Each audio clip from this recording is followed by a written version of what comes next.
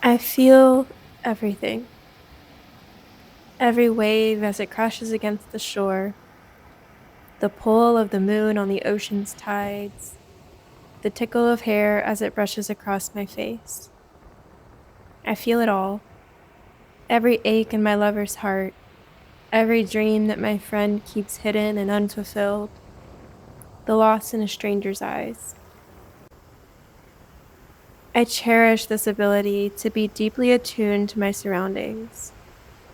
It has taught me that everyone's story is worthy of being told, that humanity exists within each and every being on this planet.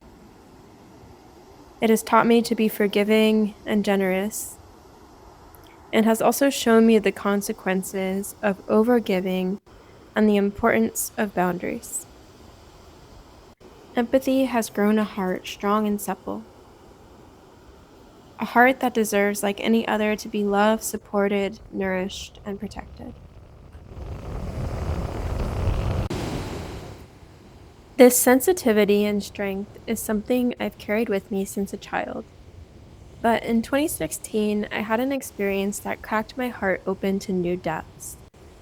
I lost all boundaries between myself and other, and over the last decade, I've been learning how to navigate life as a highly sensitive person. As the learning continues, I thought I'd share with you many of the routines and practices that I return to again and again to keep this sensitive heart grounded in a chaotic world. I hope you'll join me for a few minutes in this rabbit hole. The first thing is time spent in nature. The ability to attune to the natural world is one of the greatest blessings of a sensitive soul, and one of the easiest ways I've found to feel okay again after some time in the modern chaos. It's fairly simple. You don't have to try to make yourself less sensitive. You just have to find environments that make that sensitivity feel like a gift. And nature is one of the most beautiful places to feel everything. This leads me into number 2. Do work that values your sensitivity. I used to think that I would be too sensitive to work in a helping profession, that I'd end up absorbing everyone's pain and feel burnt out at the end of the day. But what I found is actually the opposite. As a behavioral therapist and a behavior analyst in training, I can confidently say that I'm good at my job. I'm valued by my clients and my employers. I'm highly attuned to my clients' needs. I often notice behaviors before they happen, and I take great data because I notice so much of what is happening in my surroundings. And it fills my heart with joy to see the positive impacts that showing up for these kids has on their well-being, their happiness, and that of their families as well. It's hard work, no doubt, but at the end of the day, I feel fulfilled. Not to mention that working with kids is a joy for the sensitive heart in and of itself. Most of us don't have the luxury of not working, so if you have to work, go where your natural abilities are valued. Prior to finding the field of ABA, I worked in a lot of service industry settings. And the thing is that if you're a sensitive person, you're going to feel the energy of others, whether you're in a hospital or a restaurant. So you might as well put yourself somewhere where you can help these people feel better and feel better yourself as a result.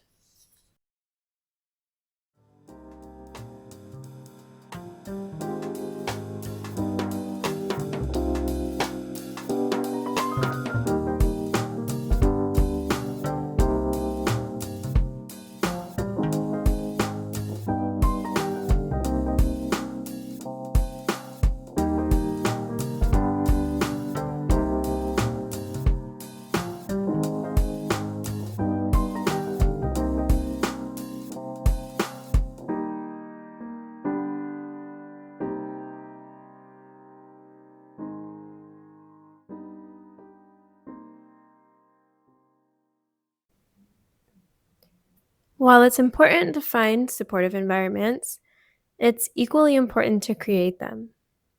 Making my home a sanctuary, a safe space where I can be and express authentically, has supported me in maintaining a sense of inner peace that I'm able to carry with me when I go out into the world. My home is one enveloped in art, greenery, loose leaf teas, and a little bit of magic. I put love into it. I keep it relatively clean and organized. And in return, it fills me with peace and supports my becoming.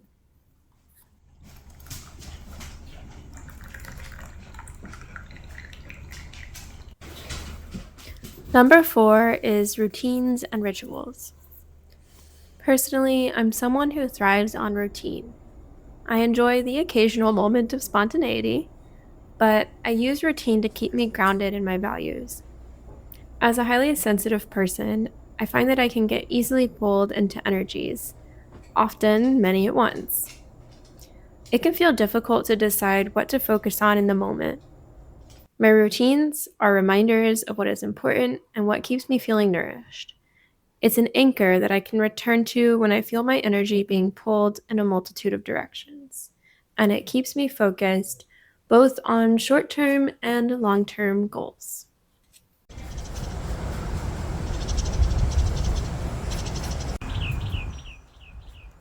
Number 5, and perhaps the most obvious given the content, is having a creative outlet. Or, if you're like me, multiple creative outlets. The benefits of a creative practice far outnumber the number of minutes that I have left to tell you about them, but I'll do my best to sum it up. So, you may remember the mention of an experience I had in 2016 that cracked my heart open. I'm not going to get into the specifics of that experience because it isn't important. What is important, however, is that art is what got me through. I'm not sure what would have happened had I not had a place to put all of the emotion that I was experiencing and absorbing from others at that time. Heartbreak, anger, loss, love, gratitude, friendship, overwhelm, sadness, change. I told the stories of myself and others through paintings, writings, scenes acted out on stage, music, poetry. Later, I added in dancing, pottery, embroidery, videography, and singing. Through all of these creative mediums, I was given an opportunity to express what felt difficult to express, to turn pain into beauty and inspiration. Every painful experience I've had has had the opportunity to transform through the arts. And every beautiful experience I've had has had the opportunity to be enhanced and preserved through the arts. Making art has given me not just the opportunity to let go, but also the opportunity to be an alchemist. It's shown me that power lies not in protecting oneself from feeling, but rather in allowing oneself to feel and to transform that energy into whatever I damn well please. When I was feeling confused about the expectations that I felt were being placed on me as a woman, I turned that into a 7-painting series on the feminine archetypes and reclaimed my right to choose who I want to be in any given moment. When intuition tugged hard at my sleeve and told me to leave a stable situation and step into the unknown, I began work on this rabbit hole and transformed fear of uncertainty into a recognition of the magic that exists when we leap into the unknown and trust that inner guidance. This painting is an acknowledgement that there is often more to a situation that meets the eye. There is a quantum field of unseen energies ever available to us, and as highly sensitive beings, we are primed to touch and interact with this unseen world in ways that defy our sense of reality as we know it.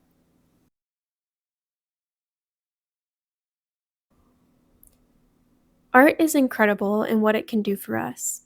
Not only does it give me an opportunity to play alchemist, it also brings me into the present moment. While there's plenty of magic that comes along with the creative process, there's also often a lot of skill involved. Skill that takes practice and presence to build.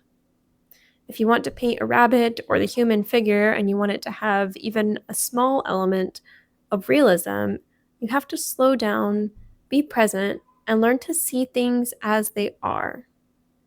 In this way, I've found that art helps me to have an objective point of view, both in and out of my creative practice. When you can see things for exactly what they are, rather than attaching preconceived ideas, you get a more holistic look at a situation.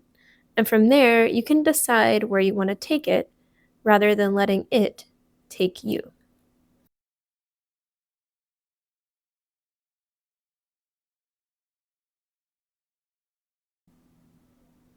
I'm sending so much love to all of the sensitive souls that are out there watching this video. I hope you know that your sensitivity is such a gift and there's so many blessings that come along with it. I hope this resonated, and I would also love to know in the comments what are some of the things that you guys do to help you ground through the chaos.